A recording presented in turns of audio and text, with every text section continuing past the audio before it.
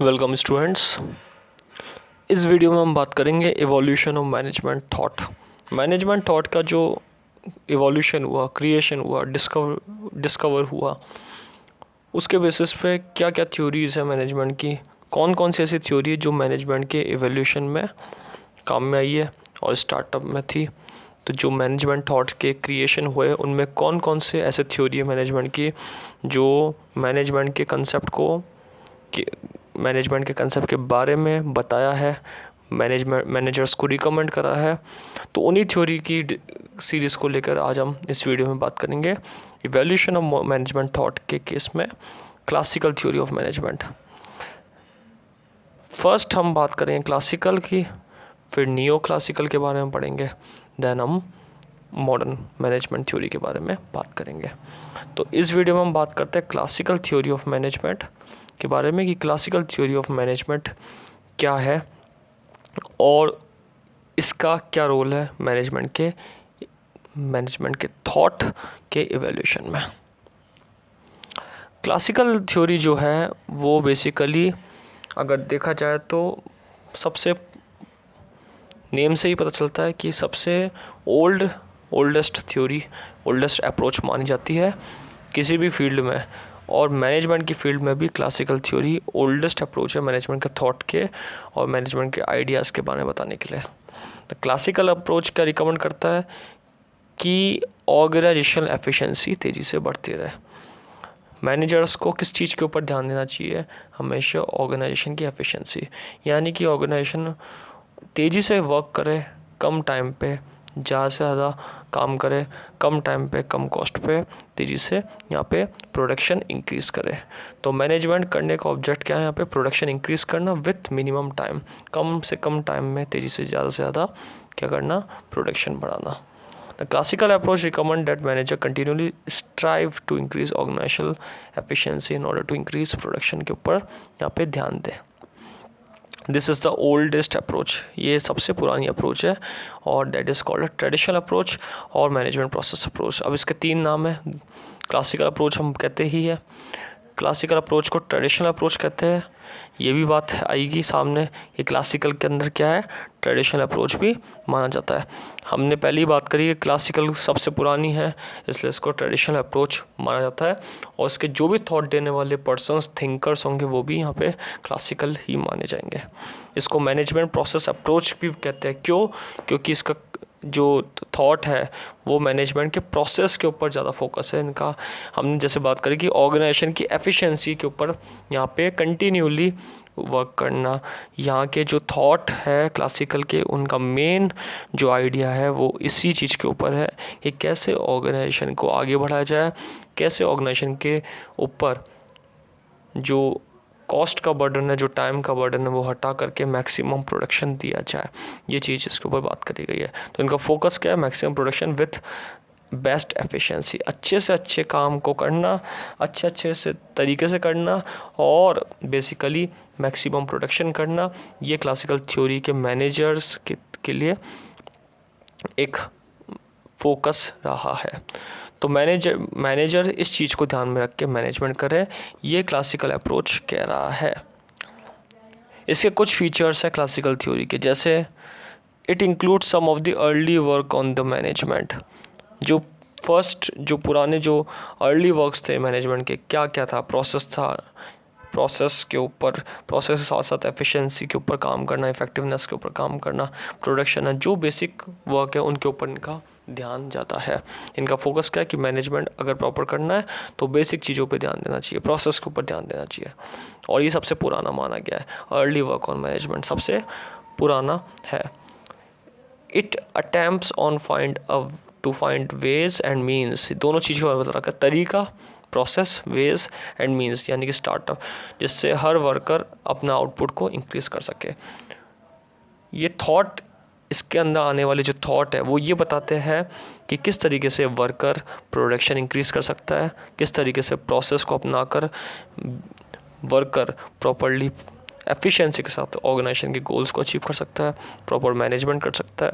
ये हर वर्कर और हर मैनेजर के लिए एक अटेम्प्ट है जो ये बताता है कि किस तरीके से वे और मीन हम खोजते हैं, यानी कि तरीका और उसका स्टार्टअप करने का बेसिक।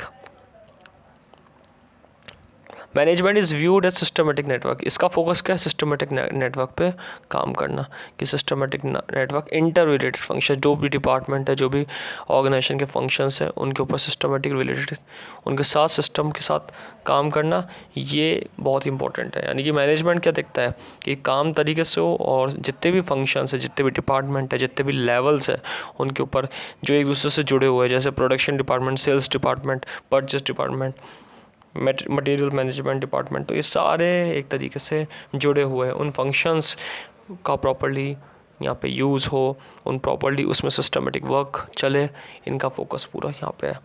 तो सिस्टमेटिक नेटवर्क के ऊपर ज़्यादा फोकस है इनका। इसके लिए फंक्शंस भी है, कुछ प्रिंसिपल्स भी है, कुछ स्किल ऑफ मैनेजमेंट भी है जो यूनिवर्सल माने गए हैं।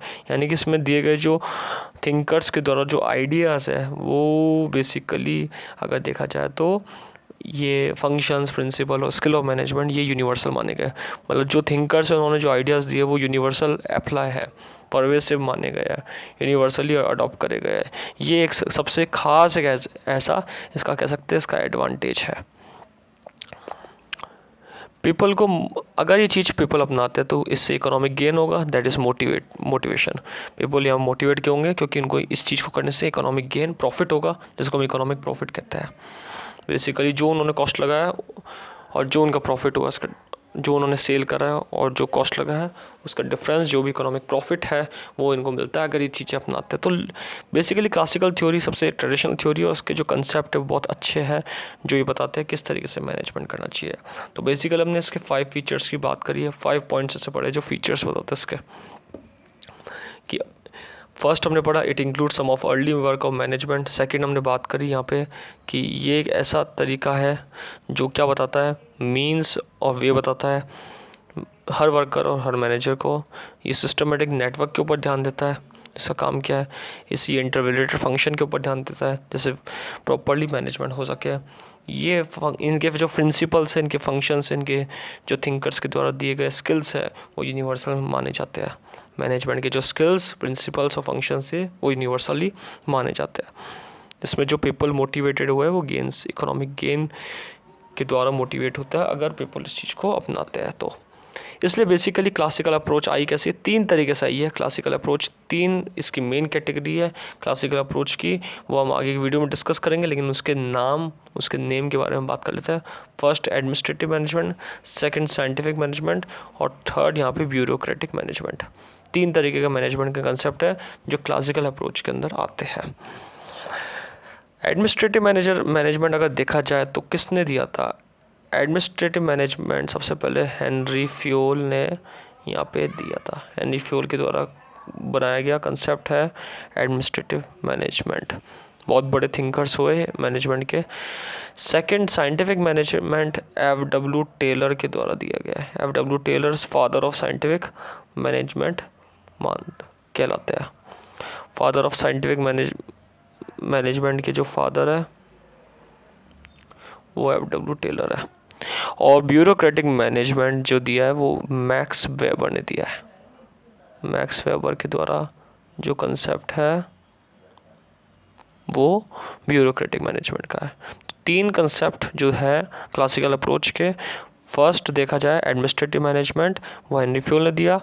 सेकंड देखा जाए साइंटिफिक मैनेजमेंट वो किसने दिया है, वो यहाँ पे F.W. टेलर ने दिया है। और थर्ड अगर देखा जाए ब्यूरोक्रेटिक वो दिया है मैक्स वेबर ने। ये 3 एक ऐसे मैनेजमेंट के थिंकर्स हैं जिन्होंने बहुत अपने आइडियाज़, अपने जो प्रिंसिपल्स, अपने जो फंक्शंस है अपने अकॉर्डिंग बताए हैं, और इनके अकॉर्डिंग इनकी जो थ्योरी है वो डिवाइडेड है क्लासिकल अप्रोच में, और इनके बेसिस पे इन्होंने अपने थ्योरी को डिस्ट्रीब्यूट करा है। तो बेसिकली 3 कंसेप्ट हैं जो ये बताते हैं क्लासिकल अप्रोच के बारे में कि क्लासिकल अप्रोच क्या है डिटेल में, और इन 3 कंसेप्ट के बारे में हम बाद में बात करेंगे आगे आने वाली वीडियो के ऊपर। तो बेसिकली हमने बात करी इस वीडियो में क्लासिकल थ्योरी ऑफ मैनेजमेंट के बारे में, उसके वैल्यूएशन के बारे में कि क्लासिकल थ्योरी ऑफ मैनेजमेंट किस तरीके से आया था। आई होप आप लोगों को ये वीडियो अच्छा लगा होगा। नेक्स्ट वीडियो में हम बात करें होंगे क्लासिकल थ्योरी ऑफ मैनेजमेंट के कैटेगरी, जिसमें एडमिनिस्ट्रेटिव मैनेजमेंट के बारे में और बेसिकली ब्यूरोक्रेटिक और साइंटिफिक मैनेजमेंट की बात करी गई है। Thank you. वीडियो अच्छा लगे तो लाइक करें, शेयर करें एंड कमेंट करना ना भूलें।